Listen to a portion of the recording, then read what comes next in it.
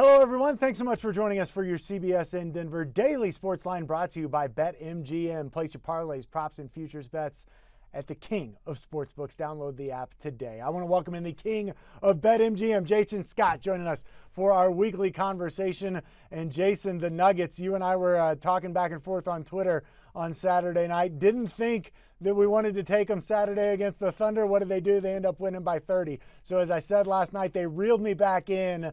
Just got the cover over the Bulls yesterday, and now we're looking at a matchup against the Milwaukee Bucks team that is red hot, having won 5 straight.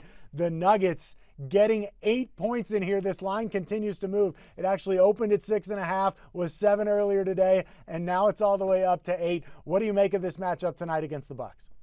Well, the horrible thing is the 1 day's rest on your third game on the road.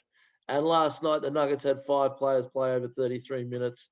You'd think their legs would hurt. But if you look at the last 4 games, Michael, they scored 38 in the first quarter against the Thunder, 37 against the Rockets, and 34 against the Blazers. If they get a start like that with 8 points head start, you're right in the game. They're going to need to start like that, but they've been doing it. Yeah, they were up 12 last night at the end of the first quarter and then ended up having to sweat out a victory for them to cover the spread in that one. You know, Milwaukee actually beat Denver by 13 back on February 8th, and the Nuggets had Paul Millsap and JaMychal Green for that one. So when I look at this spread, Jason, I'm tempted to just kind of stay away tonight if I'm being honest. And then I look at the over-under, and it's pretty high, 235.5. What do you make of that?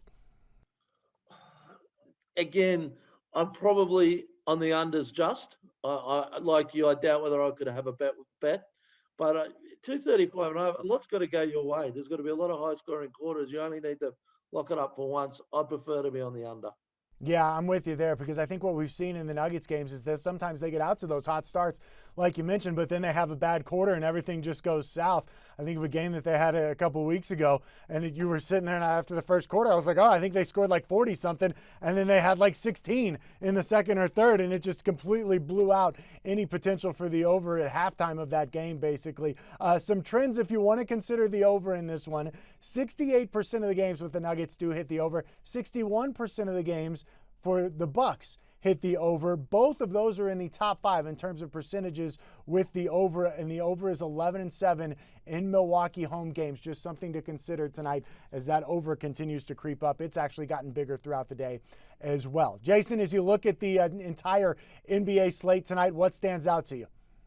Well, we mentioned last week the Knicks first half spread. They've played 4 more games this week and covered the spread in the first half all 4. So they're up to 16 out of 17, but that'd be cheating taking them. So I'm going to go to the Hawks and the Heat. Now, these two teams played on Sunday. I'm on the overs in this, over 222.5. They only scored 209 on Sunday, but the Hawks were 8 from 35 at 22% from 3. The Heat were 11 from 37 at 29%. So there's 19 from 72 from 3. I don't think they can shoot that badly again. Both these teams put up more shots than the average of the NBA. I think 222.5 will be doable. Hey, Jason, I know you look at a ton of numbers. Is there anything in your catalog that speaks to how a team responds when a coach is fired, like what we just saw with Atlanta? Well, if the numbers aren't as big and as positive as what the public maybe thinks. I see this on Twitter all the time. I think we saw with the Timberwolves, they had a bounce for about a quarter and a half. The Bucks ran over them, but I do know they covered the spread, the quarter time spread, but that didn't last very long. It's a bit of a misnomer, the new coach bounce theory. Yeah, we'll see how Atlanta responds tonight after Lloyd Pierce was let go yesterday. Going to be interesting to watch that. Hey, Jason, you're the best, man. Thanks so much for joining us as always. Thanks, Michael. And thank you for logging on to CBSN Denver for your CBSN Denver Daily Sports Line, brought to you by BetMGM.